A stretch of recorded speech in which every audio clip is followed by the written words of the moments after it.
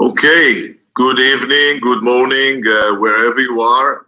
This is another session of Hype Live, and today we have, a really special session where we focus on a topic that I think is not being, talked enough, and I think it's a good time to put it on the hype stage and on the sport tech stage, and look. And we have an amazing, I think, panelists today, which are going to inspire us and share with us their story. We are talking today about women entrepreneurs and women leaders in the sport world, and specifically around sport tech and the growing universe of innovation around sports and sports business. I can share a quick story. I was invited to a big European conference where there was how they do a cocktail event the day before, and usually I don't go to that event, but there was a special reasons, and we came with some guests, and there were about, I don't know, 400 or 500 people, a very big event. Before the corona, everybody could still openly, act as we used to. It seemed like a different world, and I looked around, and really, for the first time, it struck me because, out of 400 to 500 people, there were two ladies in the crowd. And I thought I'm mistaken, and I really went through table by table. It was a round table of 10 people each, two ladies in the crowd. I'm in my background is investing in sport tech startups, and I know, I've been to events in fintech and health tech, and there were never, we always wish there were more women, and we see that there is some kind of domination. But for the first time, it strikes me is that the sport world and the business sport world and the tech sport world is really suffering here more than other verticals. Maybe you may have other opinions there, but that's I think the first notion I had that evening. And what I would like to do really, and the purpose today, again, I don't think we can transform the industry overnight, no, over more than that. But I think hearing your stories as a top leaders and what you've created to be where you are now, I think will inspire a lot of organizations and individuals around us. And I think it's a great opportunity really to hear also your stories. And really, as I said, we have a remarkable panelist today, and I would like maybe to invite you first to introduce yourself and maybe share a little bit of your journey, so we can really connect to you and your unique journey so far. So maybe I'll start with Amy. Hi, good morning, everyone. My name is Amy O'Brien. I am currently based in Toronto, Canada, where I am originally from. But I spent the last 6 years in London, in the UK, working in business development in the professional football industry. Most recently, I've started a social purpose agency called 3 Globe, and I'm the founder and director of that. And our aim really is to power professional athletes in social purpose and discard stale ideas of what it means to be a professional athlete. I've always been particularly interested in the intersection of sport and community development or social change. And so for me today, I'm also really interested in hearing from the fellow panelists, and potentially some questions as well from anyone watching around their interest in that particular sector, but also how these other panelists as well have really been able to embed societal change or societal impact into their everyday business endeavors as well. Excellent. Thank you very much, Amy, for that. Kristin. Hi, Amir, and hello, everyone. My name is Kristin Geer. I'm the founder and CEO of Bleachr, a mobile app sports company. We're a team of problem solvers. We use cutting-edge tech to help sports organizations really engage and monetize fans, both in stadium and remotely. And when the pandemic hit, we created a pivot, a revolutionary interactive new face-to-face watch party platform. It's got a configurable center stage, and we were so fortunate to be chosen by Amir and his team to be part of the latest Hype Global Virtual Accelerator, which was an amazing experience. It got us in front of clubs and federations all around the world and gave us some really valuable real-time feedback that really helped us to advance the platform. And in the end, we were chosen as we won the award most likely to scale. So that was a really incredible experience, and it was just a ton of fun for my team. Thank you, Kristin.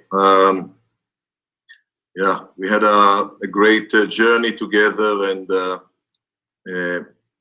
managed to, I think, really stand out from, we screened over 1,000 startups overall, which are solving real industry challenges, and, really inspired to see the journey that you're creating and the leadership you're bringing in our industry.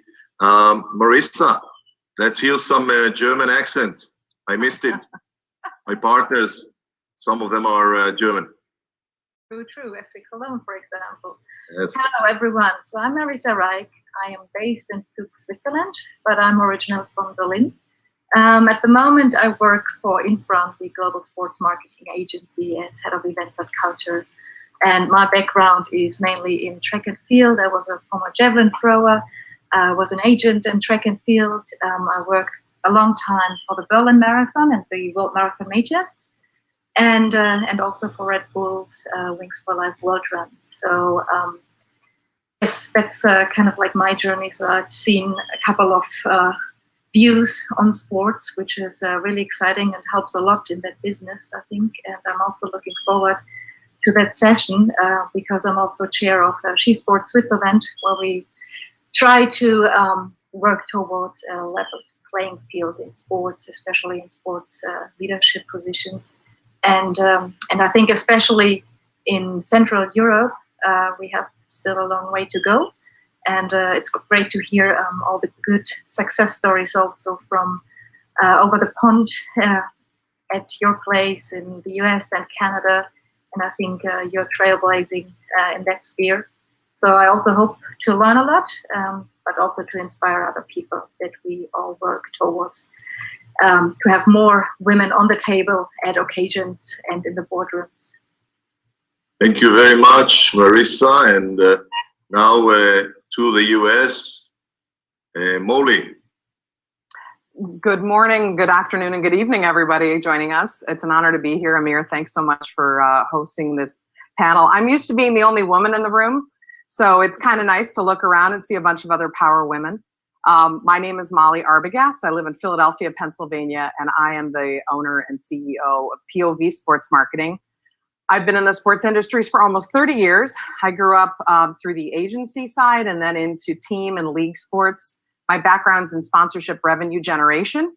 And after 26 years of selling, I decided that I wanted to launch an agency to help brands make better buying decisions, better strategy decisions, negotiate stronger deals, and activate them better. So we have offering for brands in terms of brand consulting in the United States, anything from college sports to pro sports to esports. And then we also work with properties to create a better sponsorship sales strategy foundation. And it's one of those skills that I've honed quite well, working for some tremendous gentlemen over my career. I was always hired by a man, and with the exception of the WNBA, where Donna Orender brought me in. But we're excited to have a conversation. I think that we are making great progress in the United States, and it's been a collaborative effort with men to create a more level playing field inside the C-suite that ultimately mirrors the people that we're negotiating with across the table. And excited to continue to have this conversation so that we can continue to bring about change across the globe. Very much, Molly. Jasmine. Hi, Amir. Thank you so much for having me today. Really excited to be speaking with you and the rest of the panelists. I am an investor at Causeway Media Partners, where we have a $200 million fund to invest in growth stage sports media and sports technology companies. We're backed by a number of the team owners across the various leagues in the US and a number abroad. So folks from the NFL, NBA, Premier League, those sorts of things. I'm a huge sports fan myself and had the opportunity to work at the San Francisco 49ers also before pivoting over to the investing side of things in the sports ecosystem. I'm so excited to talk more about my journey in sports, and I think how we can continue to bring more women into the sports ecosystem. Hey, Jasmine, and if we'll have time, maybe also will be fascinating to hear your views on how many women entrepreneurs you see on a regular basis when you're screening potential investments. So, this is 2020, and some people will say, come on, is this a real problem? Why are we talking about this? Is it still relevant? I listened yesterday, there is a guy in the US now, it's South African, called Trevor Noah. Maybe you know him. Quite a funny guy and very smart. And he was sharing about the fact that when he got to the US, he was amazed by the different approach to in the US, because when he wanted to raise the issue of racism, people in the US said to him, hey, why are you raising it up? Why should we talk about this now? And he was saying, why shouldn't we? If we talk about this, we learn how to cope with this, we learn the history, and we can make it better. And and I want to ask you, where are you standing on that? Is it, why is this not sorted yet? What's the issue here? And also, if you can share maybe some anecdote from your journey about being a woman in the sports universe. Maybe we'll start now with Molly. Sure. Yeah, I'm sorry. Did you say Amy or Molly? Sorry, I didn't know if you heard something. It was Molly. That's all right. Hey, Molly. We got you. We got you, Amir. We got you. Molly. Go ahead, Amy. You start us off. Okay. Yes, it is 2020. So in many ways, it is shocking that we are still up against this. I think sport has always been considered this, the ultimate equalizer, as is tech in many ways, if adopted and scaled. And yet the numbers of female executives in leadership positions in sport tech specifically remain curiously low. And I think the imbalance, at least as far as I see it, is a product of a doubly male-dominated industry. And so in order to understand why we still face these challenges, we have to unpack not only sport tech as a whole, but we have to look at sport as an individual industry, as well as technology as an individual industry. And there are so many factors at play when we start to do that, as I'm sure everyone here will agree with, from misguided assumptions about the size of the female market for sports, the type of content and the way that females engage and consume that content, but also, I think crucially, the challenges of breaking into a male-dominated network without any pre-existing connections.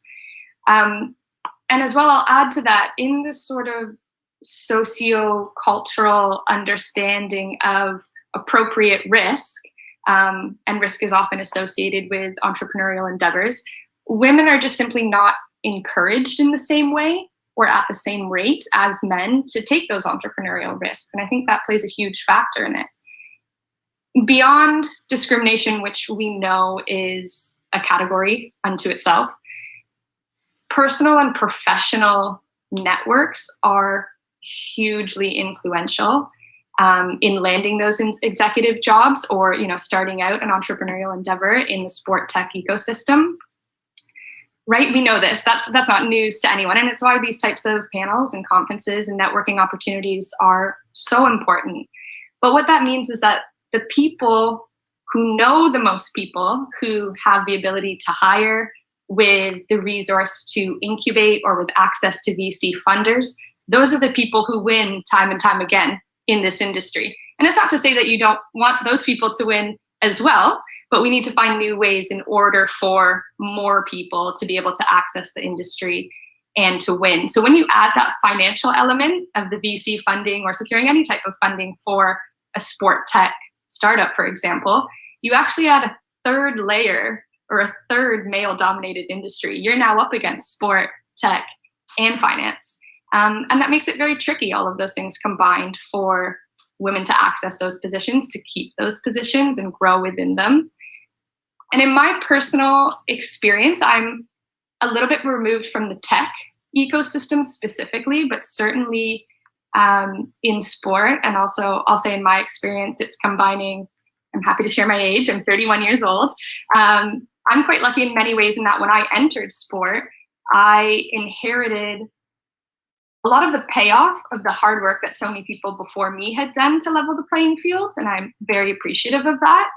But the combination of being a young female in sports and working in the industry where, as I say, so many of the people who continuously win and who are in the position to appoint, back, support, fund, help resource or mobilize companies, there's a huge age gap and there's a huge experience gap. And so my experience, whilst largely positive, and as I say, I'm very, very appreciative for that, there still have been instances of, assuming that I'm not as into the game, I'll say football because that's largely where I've been working, but that I'm not as into it or I don't know it, and therefore how could I be as interested or potentially committed to the cause of the business, when in reality, I'm obsessed with football and I'm obsessed with most sports. So I think there are just little assumptions along the way that you have to disprove as a female in sport.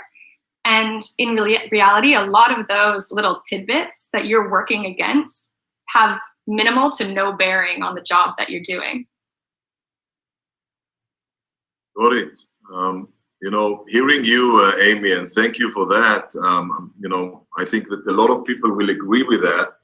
And I think what I heard is that it's more difficult for women in this space.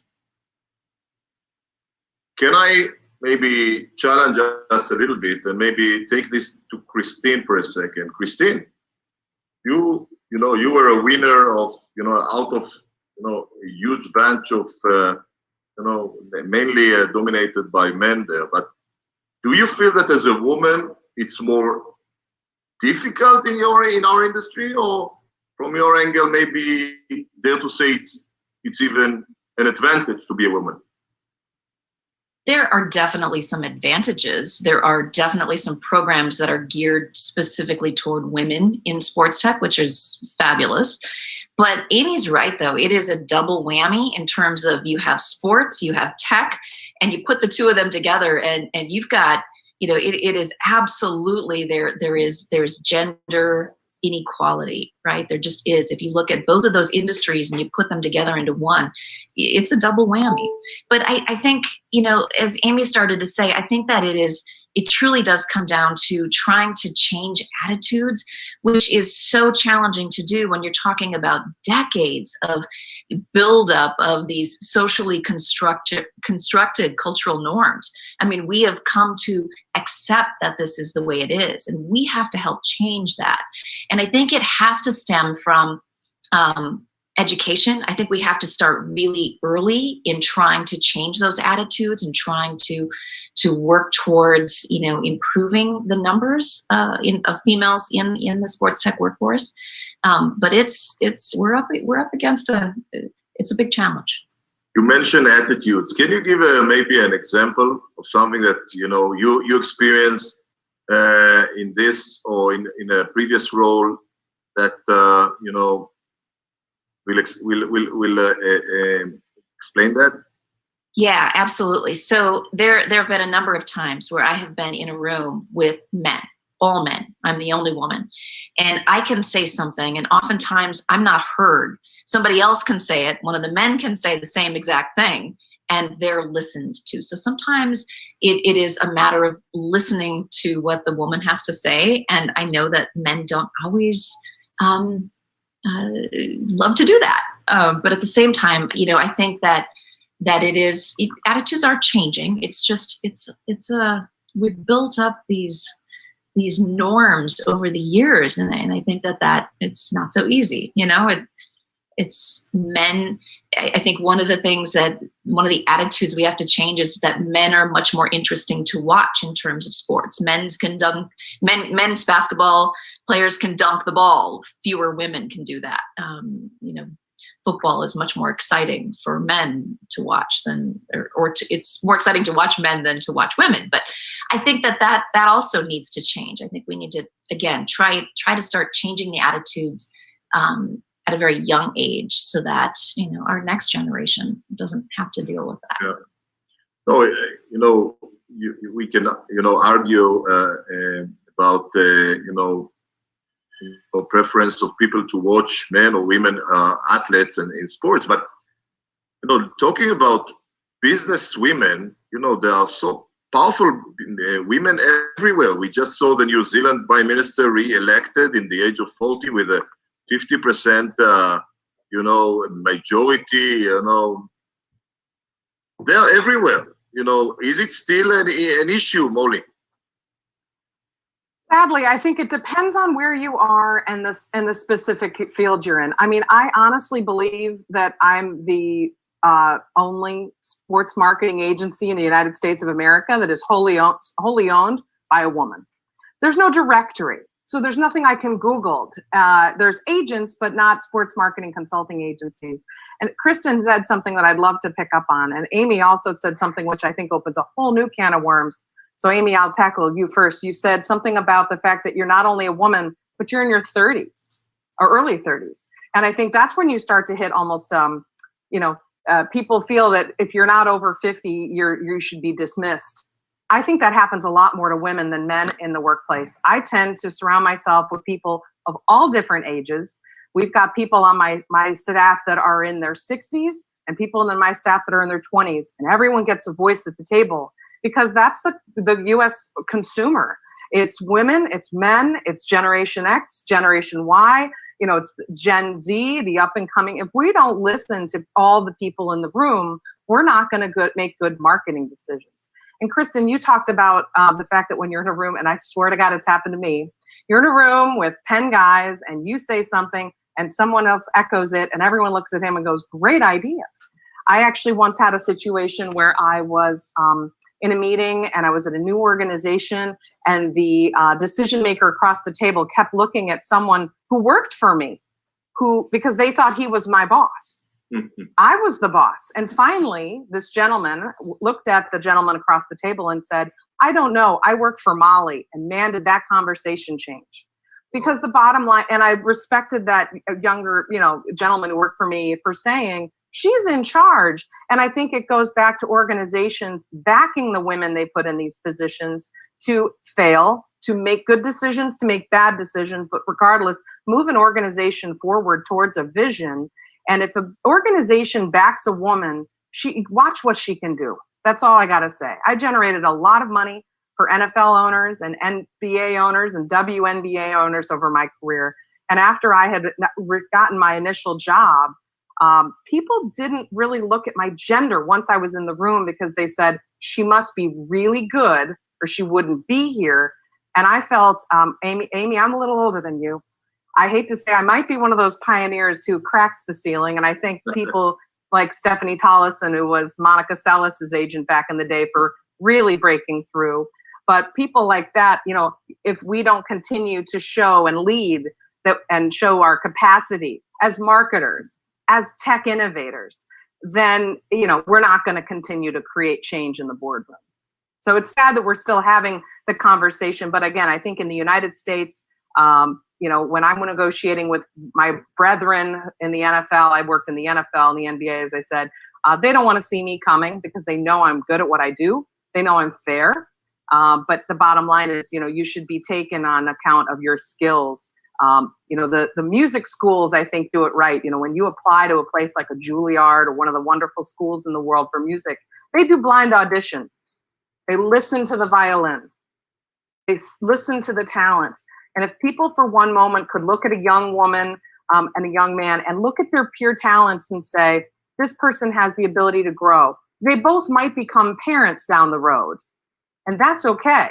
I've given birth twice and I run a company. I'm very capable of doing both. And I have a wonderful husband named Craig who helps me on the parenting front. But I think too much in the past, we've spoken about the fact that, women, they might leave and have a child.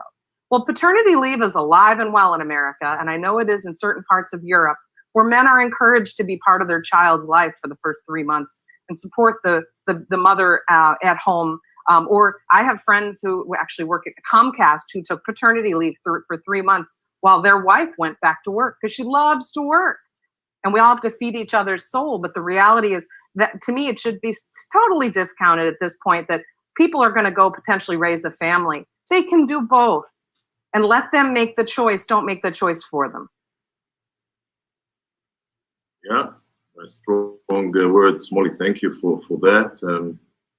I think that when we look at sports, I can relate to what you said, and we feel it as well from the innovation side. Sports is a late bloomer in many aspects. Yeah. Also, if you look at innovation, what fintech had or health tech had 10 years ago, 15 years ago, sports starting to adapt. It took longer. You can, look at different reasons why this has happened, but I like to tell the story when I was invited to a game in the Premier League by one of the owners of the club, and he said to me, we're not putting Wi-Fi here because we want the crowd to focus on the game. Yeah. Now, the idea of, I would say traditional, management, managing it the way it was. And I think this is also the upside because now it's all changing. Yeah. We see the groups now taking over and owning the new, even few clubs around the world. Yeah. Mentioned Red Bull, one of you, I think, Marisa, and more professional managers are taking over, and this is changing, and this is also the upside because we all are in probably one of the most exciting and growing vertical in tech and business. But referring to that, if I can ask you, Marisa, Germany is also very traditional environment, also Switzerland regarding the sports, and there is a very, I would say, slow change there with regards to, this notion, and we know that we also see a great part of this because there is a lot of greatness in tradition. But can you share your angle on that, and how did you make it to be, how did you find your path in this? So I would say tradition ecosystem.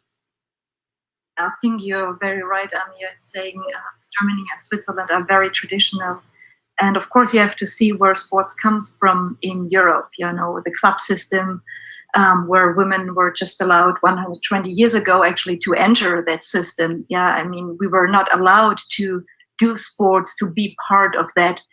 And I think this is, the threat we're still in somehow because men were able to build up a network as social bubble per se, where they could act and also look for themselves, or after themselves. I mean, often you feel that decisions are not made because for the fate of the company or the fate of the sports, but for the fate of somebody staying in a position and just surrounding himself mostly with people who would nod to their decisions.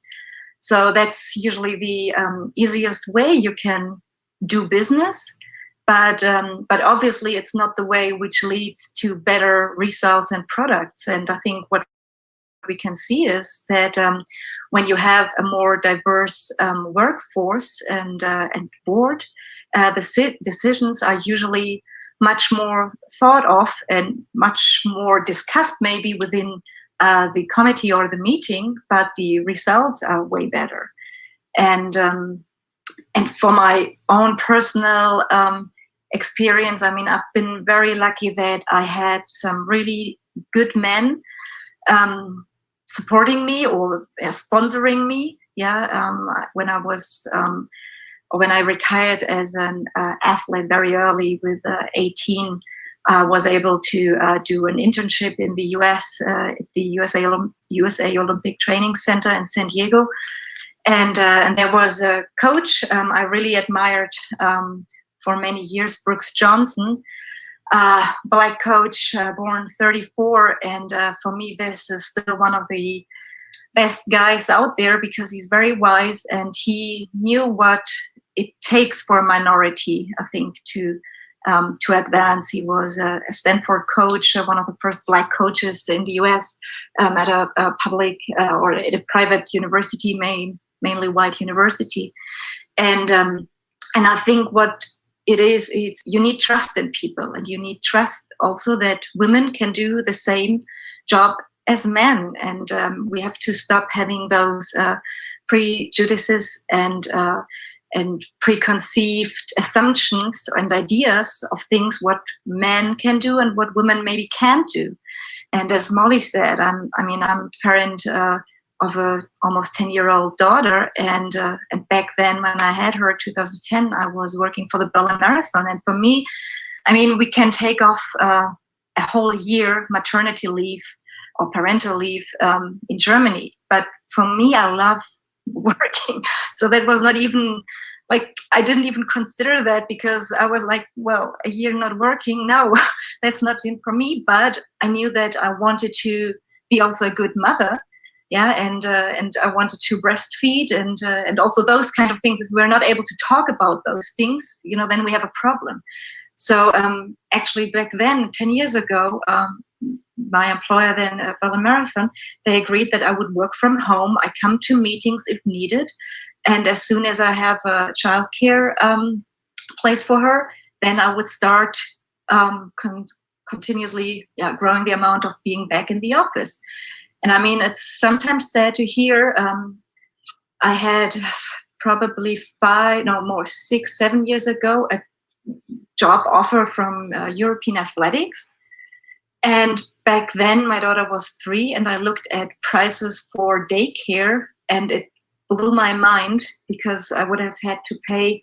They're based in Lausanne, where a lot of international federations are based, and I would have to pay, I think, around 3,000 Swiss franc, which is maybe $2,500 US a month for daycare, and then that women are paid also less, which is another problem, obviously nobody says that or admits that, but when you look at it, it feels like as a woman you always have to prove much more. You have to provide much greater experience or expertise, university degrees, etc. So they put so much on our plates to prove instead of letting us work and integrate us and use us for our perspective and knowledge.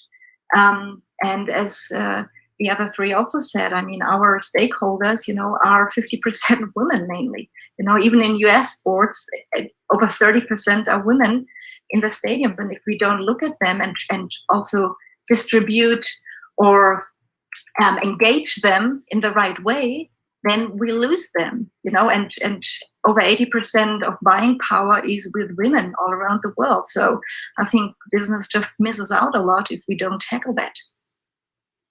Yeah.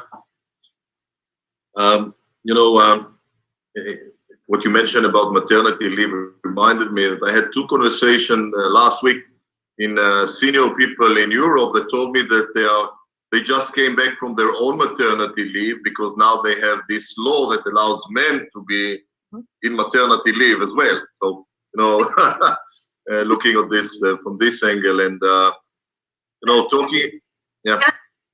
Because I also think it's very important that men they also have equal rights in parenting, for example, equal rights in doing part-time work.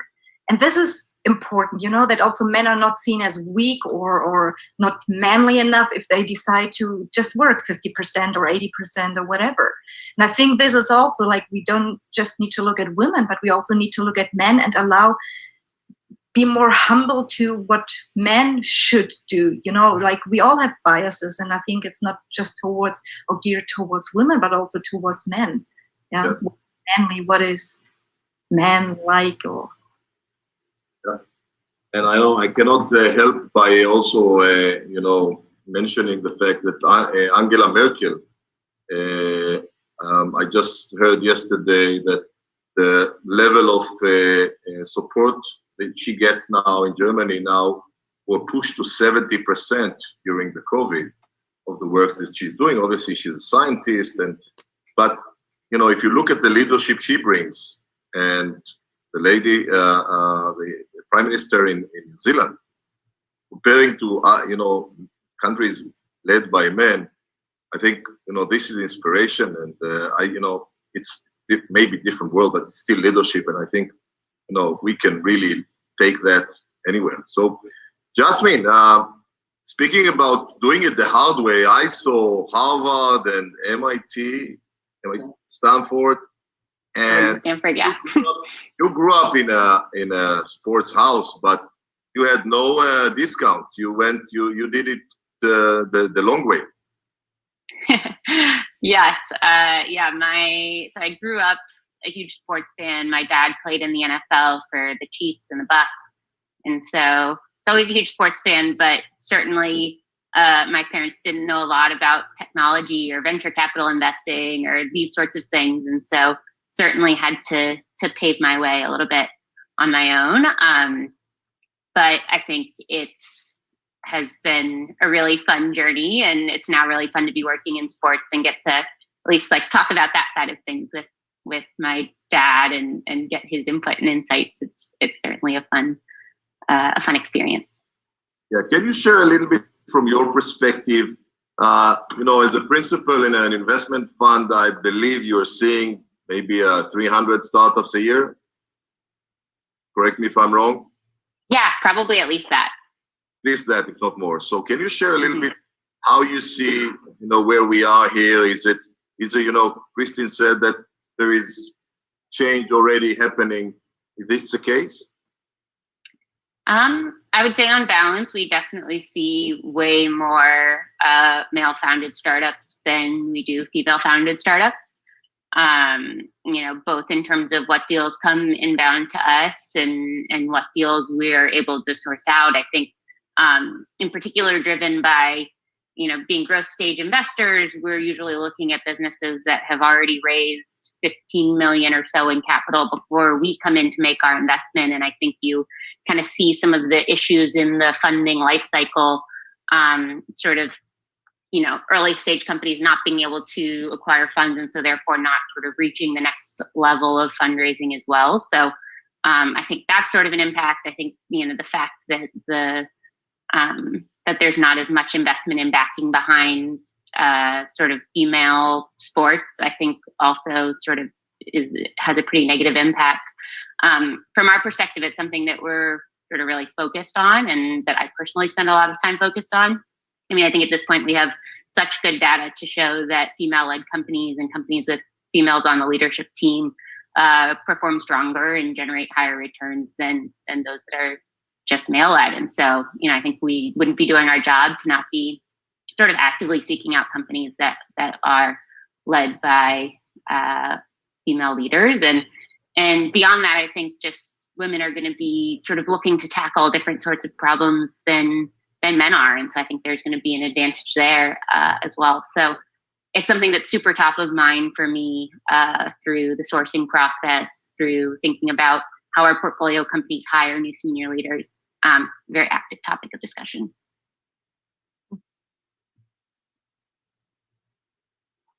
I want to maybe drill down here a little bit. We've been approached, we run accelerators around the world, and during the COVID, as Kristin said, we started a global virtual accelerator where we had 5 different verticals, focusing on the 5 different sports. And the idea was really to really enable the industry to come and to really enable great startups to move forward. Now, I've been approached recently by different people suggesting us to create a vertical focused on women entrepreneurs. Now, what's your stand on that? Now, and this maybe opens another, wider topic. Should we do, I don't know, a fund investing only on women entrepreneurs? Should we do, I know there are all kinds of initiatives like this. Where you stand at? Is this something that you think will do good or bad to women if we create a full innovation in sport vertical focusing on women entrepreneurs?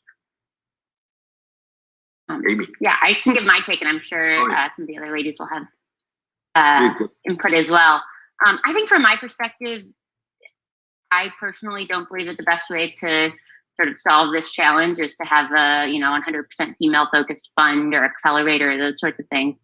I think that we should be mindful when assembling our sort of core portfolio at Causeway or sort of your core accelerator cohorts, sort of what the demographics of society look like. And if you're not sort of getting representation from all of those groups, then trying to assess what channels sort of the companies that, we at Causeway as an example are partnering with, that, what channels we're not tapping into to get a more sort of diverse set of entrepreneurs and companies to back. So I like to think about it more as being sort of very clear about measuring where you stand and where you need to get better, but really keeping it all within the core fund. So I certainly wouldn't want to, I think by creating a separate fund, you sometimes create sort of an implication that those companies couldn't be backed from your core fund, but rather need to be in a separate fund in order to cross the bar. And as I said before, I just 100% don't think that's the case. Amir, can I totally agree. I think that women-owned businesses or women in technology don't want to be given an advantage. We're very competitive people. We've started endeavors here. And if our endeavors are going to be successful, we need to compete in a world where gender does not matter. That product needs to stand on its own. And so women's organizations, we're not a charity. We're companies. We're competitive. We have strong offerings. I wrote a wonderful article the other day. A woman used an expletive on social media, which I was like, maybe you didn't need to go there. But we are not charities. We are businesses, and we can be taken seriously, and we should be judged on that level playing field. Whether it's in a venture capital situation or in a corporation hiring my agency, I'd put our skills up against any agency in the United States because we're made up of people who used to work at teams and leagues and agencies. We've worked internationally. We know our stuff. The fact that I own the company shouldn't penalize the men who work for me for winning the business. I wonder if that extends across all genres of industry, though. I mean, we're in sports, ladies. We are competitive to sports. Yeah, because of sports. Yeah, I'm sure if you asked some CEOs out there that were not necessarily in sports, I think they're all competitive. I think you have a fire in you that fuels your entrepreneurial spirit and the need to take risks. And I bet you if you asked a lot of female CEOs, when was the first time you took a risk? They might say, I was 9. Right, exactly. But we are competitive. We are wired that way. I mean, we want to succeed on a level playing field. We don't want special treatment. Okay. Why would we? Right? Are we in agreement there, Amy? Yeah, I think we do. Us in this panel probably also need to acknowledge that we're speaking from a place right now of having that network again and being established in the industry for ourselves.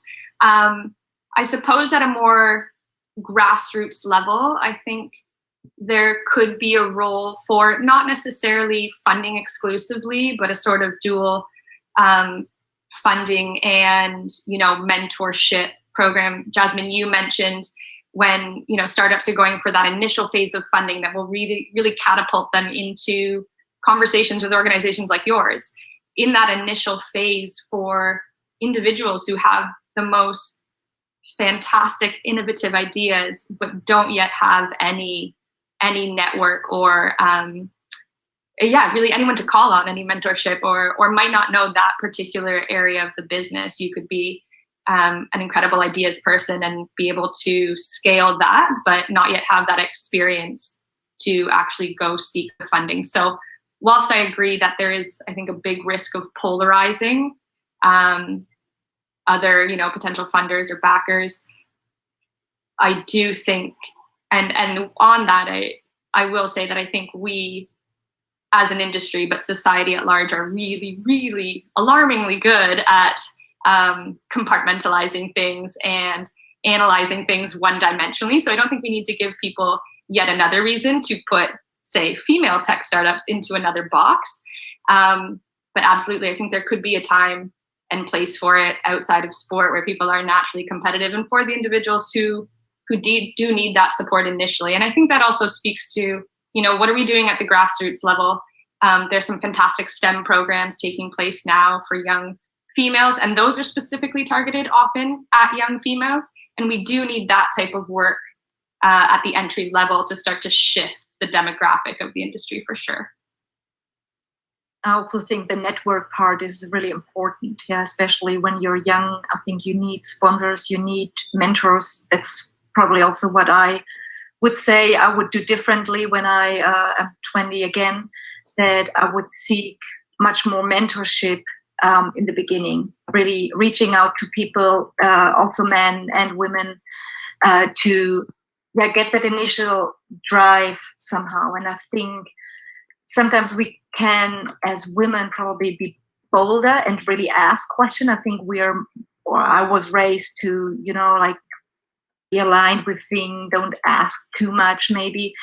And what I really like about the new generation coming up, seeing also my daughter, they ask questions and they are bold and they are, putting statements out there. And I think this is good. We should also not quiet them, but listen to them. And in the end, all those, our kids and the young generation will be our consumers soon. And so we need to listen to them, and they acknowledge, I think, the shift also happening much. They're part of that shift. And I think our responsibility is now also to bring our businesses in line to be a good servant for them at a later stage. And I totally agree that I also wouldn't go with women-only things, because I think diversity means having everybody at the table, because I don't have a man's perspective. I can have a guess, but that's about it. And I really need to rely on men telling me how they see things, but I also expect that men ask me how I see things, because they can't put themselves in our shoes. And I think this is what a lot of time didn't happen in the past in sports, in the sports industry, at federations, especially the traditional sports, that because it is men or male driven, they overlooked a whole demographic. And why are we having problems to getting women into stadiums, at least in Europe? It is because most decisions were made by men, and they looked for a sphere, for a getaway from family, and that's the sports stadiums.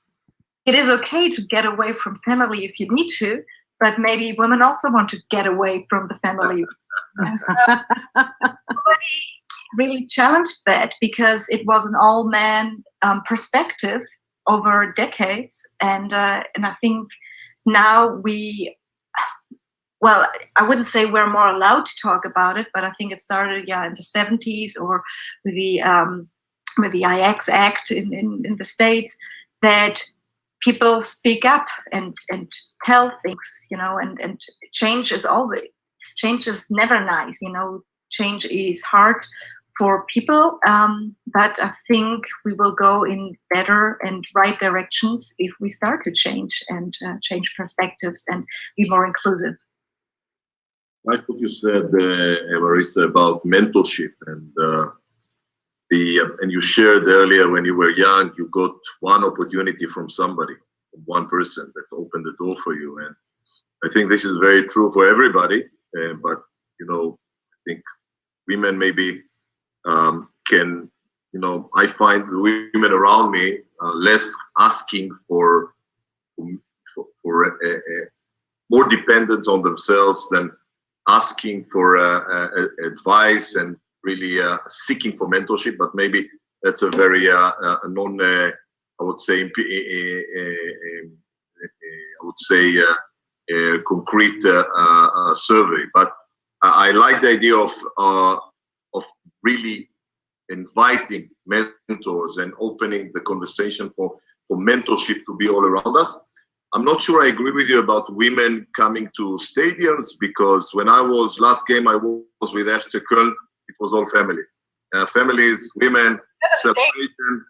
But, maybe it's unique to Cologne, and but it was really great to see full families coming together. It's part, I think, of the special spirit there. We just need a little bit more wins this season to make it a little bit more inspiring there. Yes, Marisa. But there also, I mean, the problem is also when does sport happen? When you have a family or a young child, of course you're maybe not able to go on a Friday evening match at 9 o'clock somewhere because kids have to sleep. So it's also like, how do we consume sports? And I think their technology kicks in then. If we're able to have a really good experience outside of the stadium, live experience, then you drive also much more engagement, also from women. And also having opportunities at the stadiums to, for example, family days, bring your kids. When I was still working in Berlin, I'm a big ice hockey fan. And I took my daughter when she was 1 year old to the Iceburn match, and we regularly went there. And they have a kids club, and I would drop her off there. She could play. She watched the game from a suite with little snacks and entertainment, and I could watch with my peers and friends and colleagues. And then afterwards, I would pick her up, and we would go home together, and still had the same experience. Yeah, I think it is getting yourself into the mode of, okay, who are our customers? Where are their problems? And then trying to fix that problem. Same for all stadium seats. Yeah, women get bladder infection much easier when they sit on cold surfaces. It sounds maybe silly for some, but it is a reason why women maybe don't want to go to a football or soccer game in winter, because they're freezing. And then it's not about excluding them, but finding a solution for that. And I would say find the sponsor to invest in presenting the entire kids zone and generate some revenue. I mean, we can use the sponsorship core to generate revenue and solve solutions that will welcome all into venues and get them to buy merchandise, tune into broadcasts, engage in social media channels. I mean, that's where I view partners being a huge advocate for creating more diversity in stadiums, because most corporations are trying to reach a diverse community. They're marketing to everybody, and they want to create warm, welcoming ways to connect brands with fans. Can I just add something please, very quickly onto that?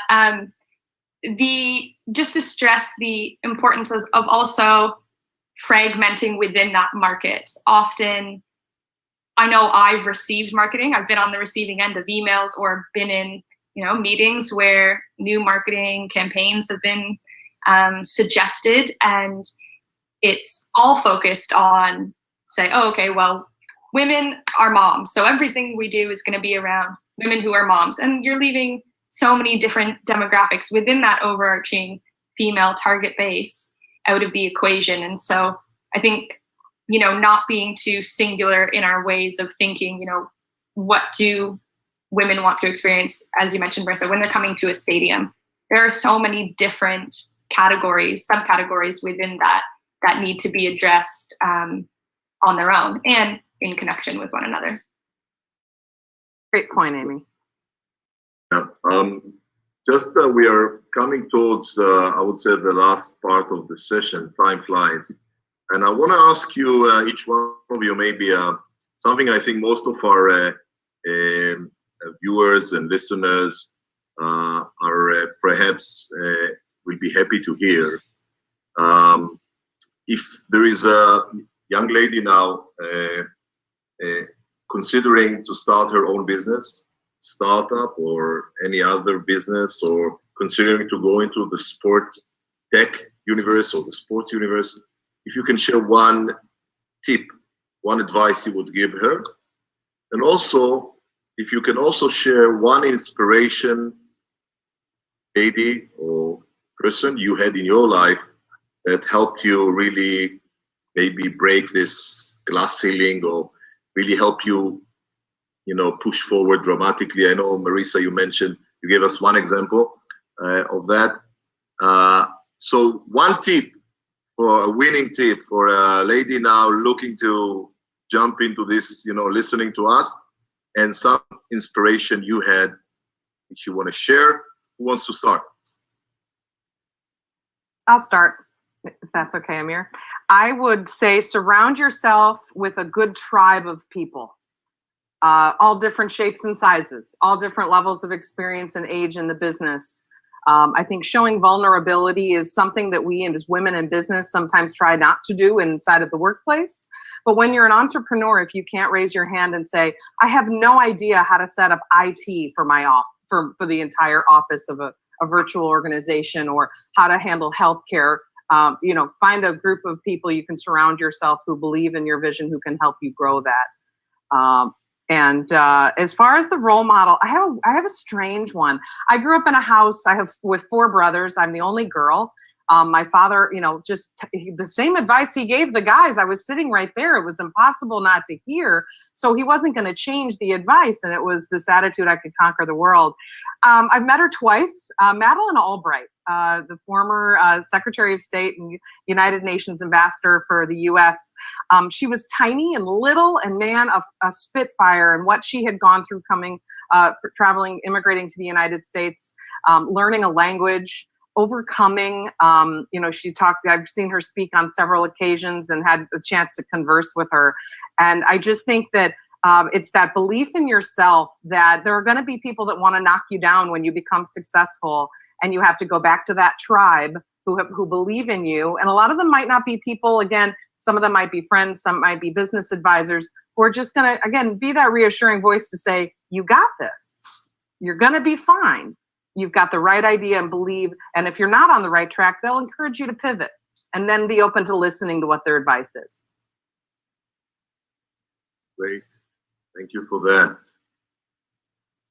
Amir, I think we have to convince women to stop letting people underestimate them and stop underestimating themselves, that they should stop waiting for everything to line up perfectly before making that key decision to jump, start your own company, live your dream, especially if it's in sports tech. Why not, right? But we have to start earlier, I think, with girls and really helping to show them that they can do this, that there are really cool jobs in sports tech, things that they maybe didn't know existed that could be ideal for them. And sharing that with them, I think, is key. And then building a team that is supportive and believes in what you're doing and shares your passion. I just think that those are the keys, really. Inspiration. Who was your inspiration? Yeah, so my family is. I truly believe that if you have family and friends who are your tribe, who are supportive of what you're doing and can really share in that joy and the passion that you feel about something, that's all you need. That is all you need to get going. And I'm really lucky to have that. Yeah, I can jump in. I think the piece of advice that I would give to a female entrepreneur starting out is really understand sort of why you are the singular person who's best positioned to be founding the company that you are, and get really comfortable articulating that confidently. I know women can sometimes, have trouble sort of bragging about themselves or really sort of explaining about their superpowers and why they're really going to be super successful. And so really like crafting that message and focusing on it, I think, is key. And in terms of inspiration, I guess we talked a lot about sort of sponsorship and how that plays in helping your career grow. And I had the pleasure of having two really great sponsors when I was at the 49ers, the owner of the team, John York, and the then team president, Faraz Marate, were both hugely impactful in helping me to learn a ton about the sports industry early on and move into my role with Causeway as well. So I think it's a really important part of growing in the sports ecosystem.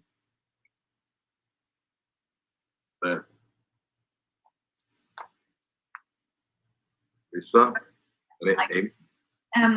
Yeah, I agree with all three. I think you need to surround yourself with positive people, who support you, who boost your self-confidence. I think this is sometimes where we listen too much to the devil in us.